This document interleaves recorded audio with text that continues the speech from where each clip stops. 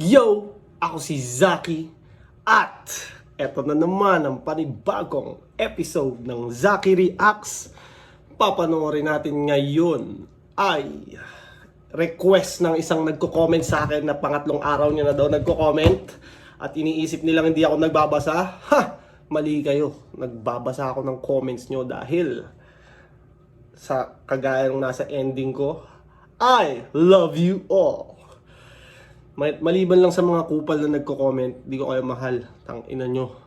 Pero sa mga subscriber ko na laging nagko-comment, laging sumusuporta sa akin, love ko kayo. Kaya patuloy nyo lang ang pagre-request ng battle.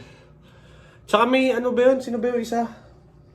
Suggest nyo nga sa akin yung mga magagandang battle nung ganun yung buhok na parang sayad, Ozarugami ba yun? Magaling yun eh. May nakita akong highlights nun eh. I-comment nyo nga yung mga magagandang laban nun para after, baka bukas, review ko yun. Anyways, Steven versus Zihan. Umpisahan na natin agad. Let's go! Nanalo ng coin to si Zihan. Pinili Pero si M-Site na naman, nandun no. niyang mauna si Steven. Pinili ko talagang mauna! Hindi, joke lang. Ayoko ng mga biro na ganun. Nandito ako para magkampiyon habang ikaw questionable kung ba't nandito ka ngayon. Sinaibalian ng buto kung maling banat ang rason. At kahit nauna tong kalaban, edi warm up pa lang yun. Beat the game! Naunat. Warm up. JG, Pero sa mga iba, hindi na nila mapapansin yun, no? So, kumbaga sa paningin siguro ng bagong fan, siguro sobrang yung naunat, pang warm up, hindi na nila mapapansin yun. ano to? Kanang kamay? Isang plano ko'y bugbugin tong pinadala ng hari gamit suntok, paliliguan. At saktong alalay ang binigay niyo sa akin, ako yung di mo malilimutan. Ang hinahanap nila Denmark, tapos itatapat mo eto. Kasi ito'y Kasling yung king ang ipapalit ko dyan sa pwesto. Kaya bakit yung alalay, bakit yan ang nasaling dyan sa berso? Dahil ba ang teritoryo ay lugar tapos tauhan yan sa kwento? O tauhan, lugar. Grabe yung pangyayari at nasalin pa sa anggel. Kompleto na sana yung kwento.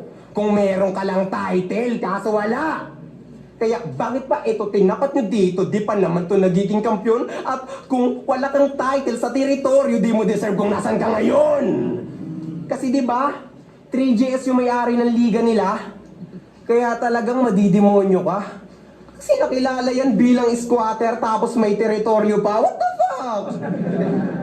Mas ito na nga ang panganib. Di na yan makakagulang. Kung ang teritoryo Marawi, kita nyo masasabugan. Ispating tapos sari, yan ay malaking katanungan kasi paano pa siya naging hari kung walang nasasakupan.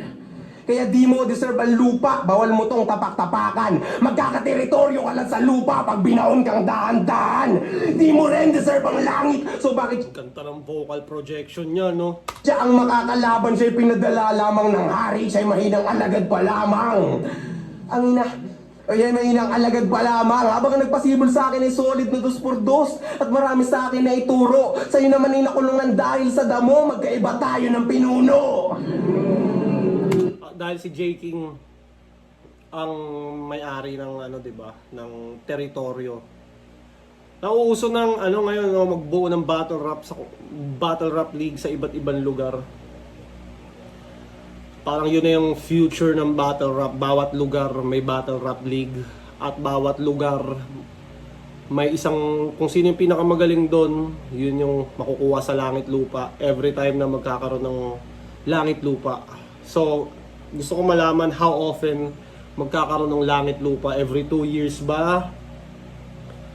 So, ibig sabihin ang makakapasok 16 MCs lang palagi o kasama pa yung mga galing sa tryouts. We'll see. Speaking of dos por dos, bakit yung kapartner ng amo mo bigla na lang nag-exit? At nakakatawa lang, na kung kailan nawala ng Romano sa kamay teritoryong nag-exist.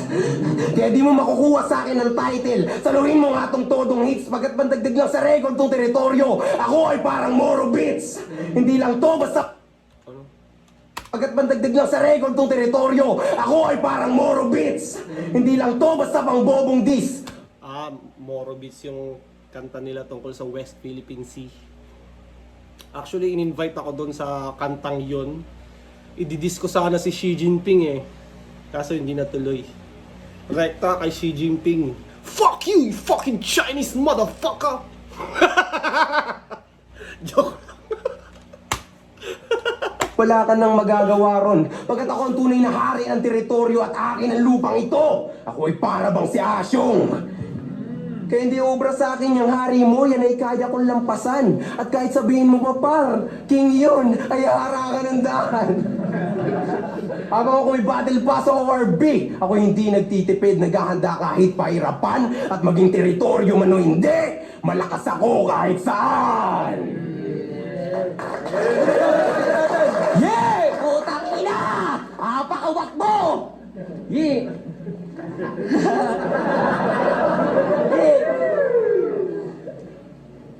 Binigyan ng karapatan para tumesting. Makapunta sa big stage. Sa storya ng buhay, this is the one of my dream page. Pero Steven versus Sian, malamati-mati ka ang konsepto. Tatanggalan kita ng bilang 100%. Walakin ang 2 ngipin mo sa harap. Sa makapas battle mo, agaw pansin kahit di kang umarat. Kahit filter ay itodo o mala Justin Bieber pa sa tono, isa lang nagiging kamukha mo, si Master Splinter pag seryoso. Del Gallego, Camarines Sur, hometown mo at makalaban ka di sulit. Nagpapakagangster mo ang daga, probinsyanong taga-bukid. Hindi ako kakabahan sa'yo at sa mga obra mong ginuhit. Ba't ako dadagain sa'yo? Kumakain ako ng dagang bukid.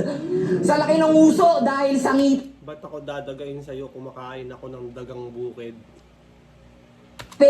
Masarap ba yung dagang bukid? Alam ko, sa palayan yun, di ba? High protein yung dagang bukid eh. Pero hindi pa ako nakatikim nun. Napupuruhan na kahit daplis lang tamaan. Eh di pag binigyan kita ng mga pulidong suntok, eh di sigurado hindi ka nabibilangan. Puro sa tit katitirahin. Walang itit, tira at tit, tiyakin tit, tingkaren at di, birahin di tit, tigilan at di tit, tipiren kung tit, tindihan tit, tibagin at i, indahin kung tit, tiisen pag tit, tripan at patit, tikimen kung tit, tindihan pag tit, tikluben.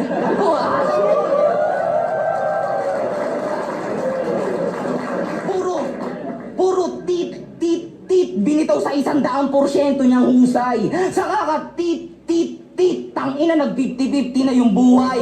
Sa lakas ng pwersa sa tugmaan, baka nga di ka na gumising. Pagtapos na itong laban, magiging kamukha mo sisirain sa harap, kulang na yung ngipin. Pero di mo na kita pupuruhan.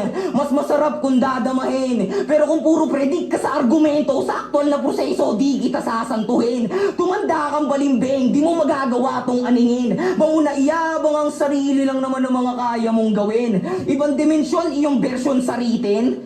Multiverse? Mga palabas mo, pambata lang, Steven. Universe! Itsura mo na parang ratya, hindi sa pinagmumukhang makitid. Gawin mo si 150 tanga sa live, bastang maraming alam ang nasa isip. Pasok pa din, walang palya. Sige, ilahad mo, alam mo sa akin, kamatayan ang dinadala mong init. Senaryo parang tarya, kasi ang maraming nalalaman ang madalas pinapatahimik. Mga kabanan, pakikan natin! Maganda ng teeth bars niya, napahaba niya at nakakuha, nagatasan niya ng matindi yung teeth bars. Ayop na yan, tinira yung ngipin ko. Ang sarap ng lasapin. Pare gamit sa ngipin, kinakagat nyo pa rin. Tit. Tangina, alipin to. Panay ka tit. Mahiya ka sa titi mo.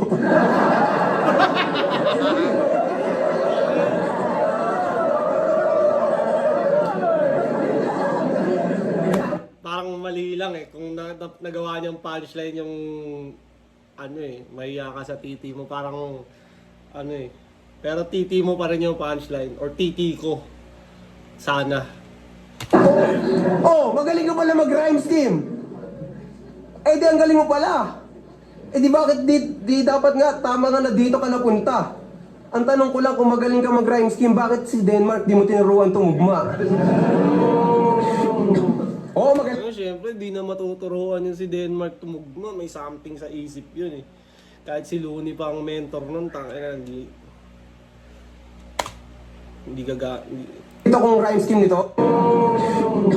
Oh, magaling nga sa rhyme scheme. Alam niyo yung paborito kong rhyme scheme nito? Hindi lang barang suntok ang matata mo, saluhin mo hook. Malaming sitar. Hook! Kuha niyo ba? Hook niya pa ganito. Bading! Nung marinig-rinig ko yun, akala ko intense na nga. Di mo alam ko paano sumuntok ng hook? Gago, straight ka ba? Napanood ko yan sa Reels. Oo, talagang nasa verse niya yan. Kaya dapat dito binibigyan ng job para mag-work naman. Pag sinabing Reels, dito to, oh. Oh.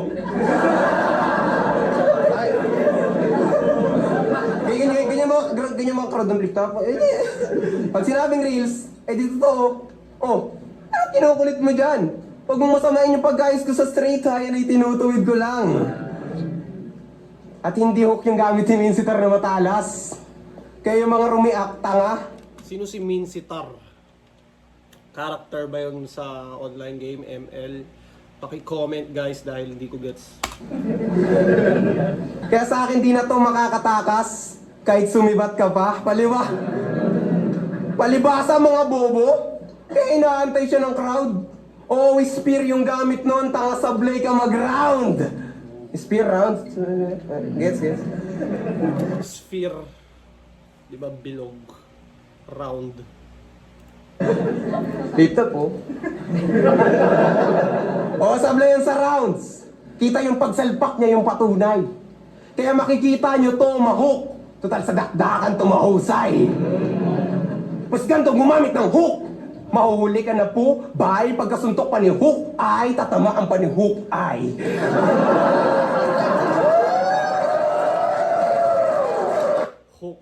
Hawkeye. Mahuhuli ka na po, bye, pagkasuntok pa ni hook ay, tatamaan pa ni hook ay.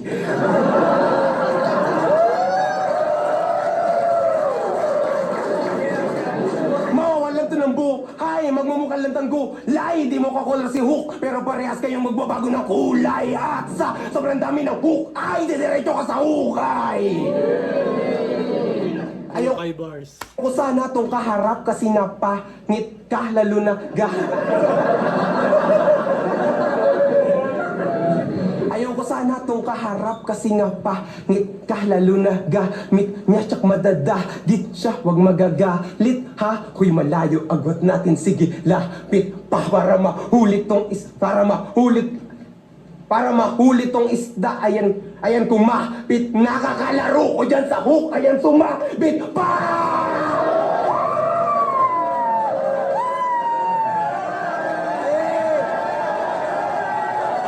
Setup lang pala yun. Sumabit ang isda ay para mahulit tong isda.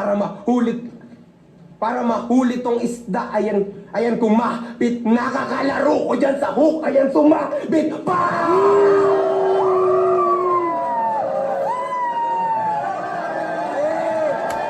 Akala ko mali talaga eh. Akala ko nagkamali talaga siya eh. Galing nun.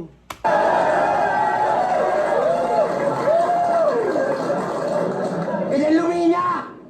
Di yung katulad mo, tatrabahuhin, mapapakyawan man o arawan man yung i-offer.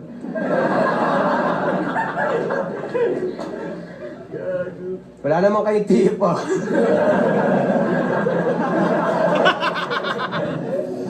Grabe sa naisip. Sabi ni Bruce, wala na nga daw kayong pang FT. Wala rin pala kayo pang TF. Kaya si Denmark, di ba, di sumipot. At yung inaasahang event ay nahinto. Lumaki daw masyado yung ulo, di daw nagkasya sa pinto.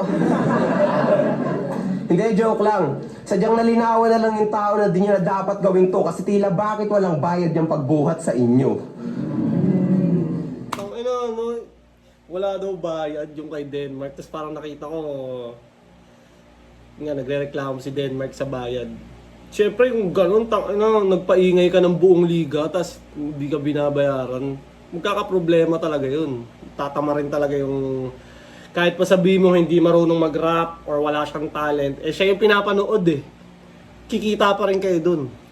So dapat siyang mabayaran kung totoo mang hindi siya nababayaran. Hindi pwedeng bigay-bigay lang. Kaya nagigets ko si Denmark kung bakit ganito ang hinihimutok niya sa inyong liga. Kasi simula nung binigyan kayo ng views, di mo na siya nagkaroon ng kita. Baka sabihin niya, naghahanap lang kayo ng diamante at yung liga palugi na. Ultimo yung tricycle na pinansundo, di nyo binigyan gasolina.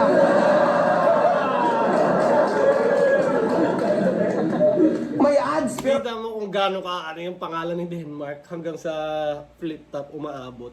Tapos nagigets ng tao kung ano yung nire-reference niya. Ibig sabihin, kilala si Denmark.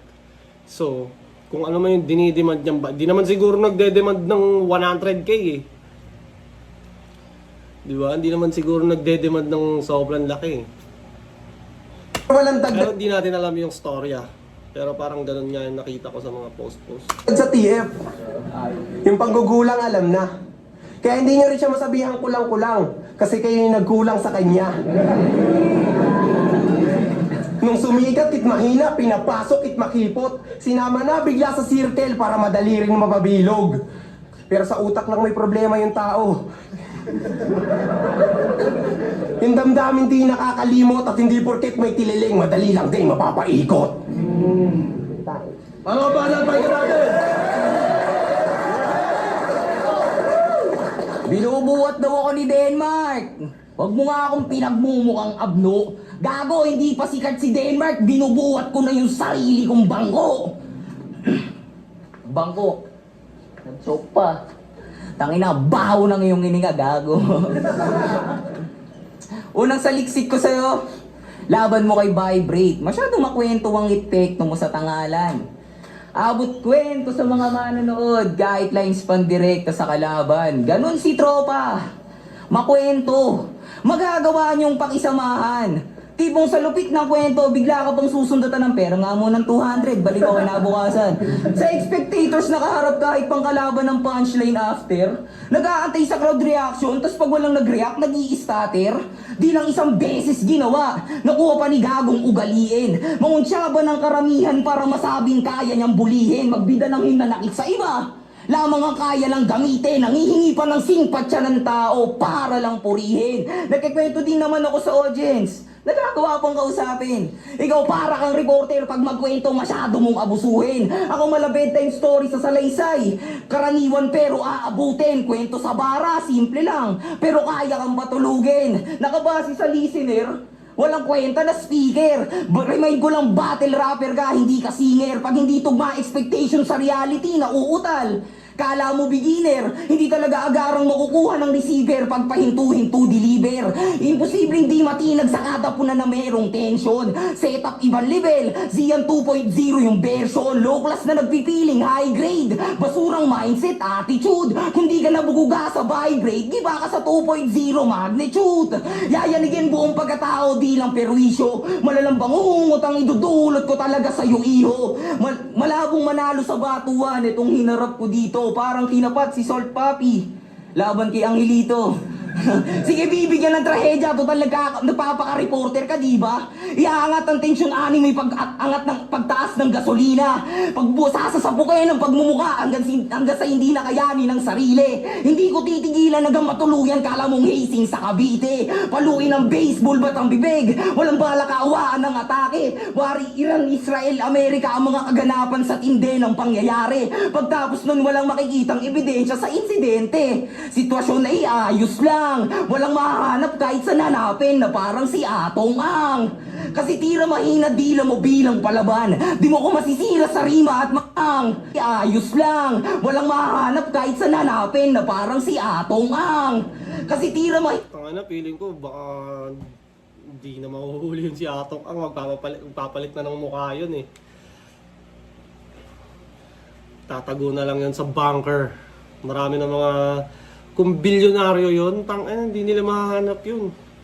Inadila mo bilang palaban. Di mo ko masisira sa rima at mga linya mong magaan. Sa paglikawalan tila mabisa, sawi kapag pinakawalan. Pag pinatay kitang pabidang mabida, tsaka ka lang magiging bida sa bidaan. Ay.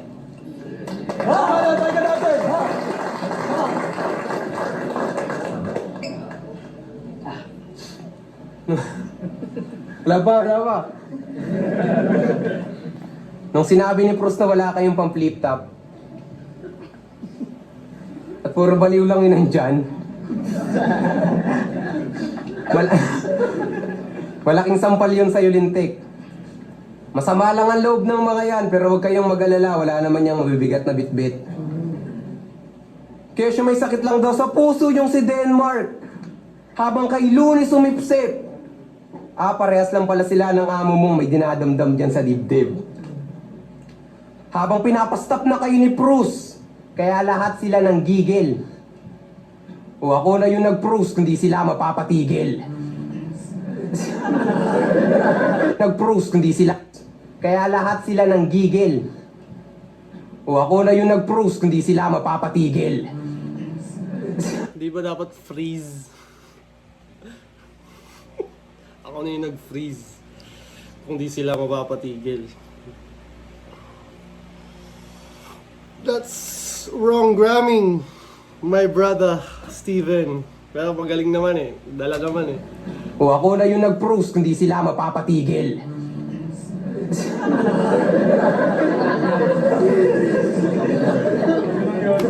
Pwede naman siguro. Ako na yung nag-froze. He froze to death.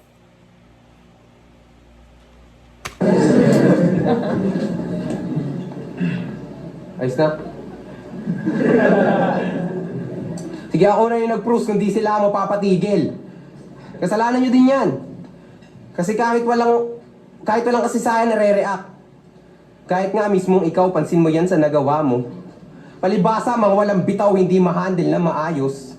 Kahit kay Denmark ay litaw, kay di gumagaling yung gago na dahil sa sigaw meron na babaliw na tao. Diba? Kaya, tapos pag sinita, magagalit. So paano mo ba masasagot kung bakit siya nandito, men?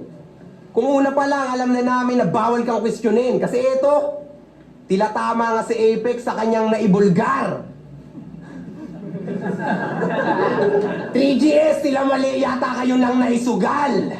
Kasi masyado na yatang mayabang to, hindi pa nga popular. Wala ka sa teritoryo, hoy, matuto ka lumugar. Kasi ano to, representante. Habang gusto ko maging kampyon, naghanap pa nga ng diamante, napunta sa akin yung marmol. Habang nilalait-lait ang liga mo, naturingan ka pang naandon, nasa teritoryo ka mamandel, di mo huwag mapagtanggol. Dapat nga ikaw yung nagsasabi na ito sa kanya eh. Hinayaan mong iba pa yung magkwento. Hindi ka man lang gumalaw, ayaw mo rin matanggal ka dyan sa pwesto. Magsasabi o hindi.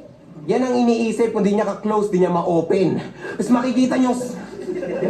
Yan ang iniisip kung di niya ka-close, di... Oh. Magsasabi o hindi. Yan ang iniisip kung di niya ka-close, di niya ma-open. Tapos makikita niyo... Lift up, ano na, lift up?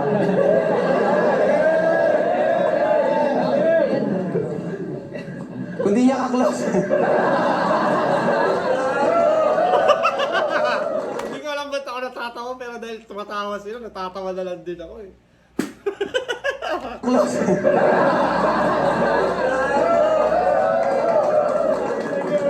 Kung di niya ka-close, di niya ma-open. Tapos makikita niyong siyang mahahati, ako'y para bang si Moises. Pero di mo yan kasalanan, kaya di mo yan makomment. Sadyang di lang siya tumatagap na masakit na salita, kaya ayaw mo rin bumoses. Pero kahit na ganun, ikaw yung magaling mag-rhyme scheme, ikaw dapat yung nagtuturo. Pero ang bawal mong gawin, siraan niyang amo mo, mapuputulan ka ng ulo. Pero sige, tuloy lang sa pagsipsip. Diyan sa hari na tinuturing niya na grupo kasi di makakakain ng alipin kaya manatiling nakasubo. Kaya tanggalin ang kanyang ulo. Sa inakita na sugpo, kulang tong pinadala ng hari, walang makapipigil na hukbo. Di sila'y makikitang masubsob. Siya ay mabibilang na sa ilang lumpo. Walang pagtigil na bugbogi kay bibilang suntok. Di matahimik ang mundo. At kahit haring araw yun, ako ang magbibigay tuldok.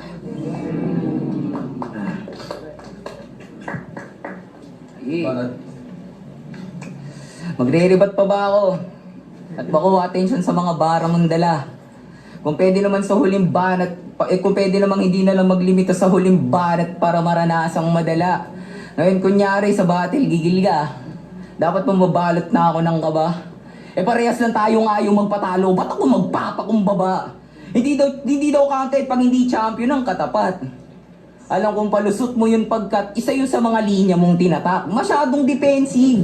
Naku, bisto ko yan, Brad. Para pag natalo sa untitled, may mairarason na wak. Wala akong titulo, pero nakikitang maghalimaw. Kahit saan mapabatil, lumalaban sa di ka uri, malakaan, di gimaw. Hindi ka malakas porque may boses ka na very noise. Di mo ako mababal. Very noise. Pero nakikitang maghalimaw. Kahit saan mapabatil, lumalaban sa di ka uri, malakaan, di gimaw. Hindi ka malakas porque may boses ka na very noise. Di mo ako mababaliw sa hiyaw kahit Tayo na, napailig si M-Site. hindi ka malakas porque may boses ka na very noise. Di mo ako mababaliw. Tayo na, si M-Site. Si M-Site point 2 na nagsabi ng one name you can found. Na natawa sa grammar ng very noise. Masyado kang very noise. Siguro pag nagretiro na ako sa battle rap, pag sawa na ako, ganito na lang ako mag-YouTube, mantitrip na lang ako ng mga ganito. Andy Gimaw, hindi ka malakas porque may boses ka na very noise. Di mo ako mababaliw sa hiyaw kahit meron kang crazy voice. Alam ko namang mga mali ko papansinin sa mga atake mo pare. Kung ba't ako yung sinali, isigaw mga pagkatalo ko dati. Idadamay sa issue ng TRBL kahit hindi naman kasali. Kesyo isa sa kumakatawan, kaya isa sa mga responsable. Di sige man-discriminate, pero pag ganun lang di ako mai-eliminate. Ilang beses ang sinasabi sa akin yan, ba't pa ako mai-intimidate? Kaya, tiyak gilit, tung parang banulang biyak sa lieg, pati lalamunan dugo sa bibig, sisiritset, hirap kumimik, para nabulunan. Di ng todo na matauhan sa paging agago, mauubusan para si Goto, naging senaryo lang nakahiso ka na tuluyan. Titiyakin talaga sa'yo may hindi ka na makakalunok. Tataga-ileg ang probinsyano na parang ginigilitan na manok. Kahit sigaw di makakatugon, di lang matutuyuan si Ugok. Pipigain ko sa kakasakal hanggang magsalita na siya ng papiyok. Sa unang raw dalatang halata sa mukha na nag-50-50 ka na. Sa banata pangalawa, hinayama maalam ka sa kanila. Kaya sa round 3, wag na magtaka kung unang bes wala ka nang iniinda. Kasi sa bilis sa mga pangyayari tala na wala ka na nang ininga. Nangininga! Yeah! Ininga! Sakto pangalan ng tuna sa iyong magiging resulta. Mga pango sa aking pare, magpapantay ng kusa. Ilulubog sa ilalim parang namatay nilibing na puta. Talagang rekta ka sa langit matapos kitang ibaon sa lupa. Tay.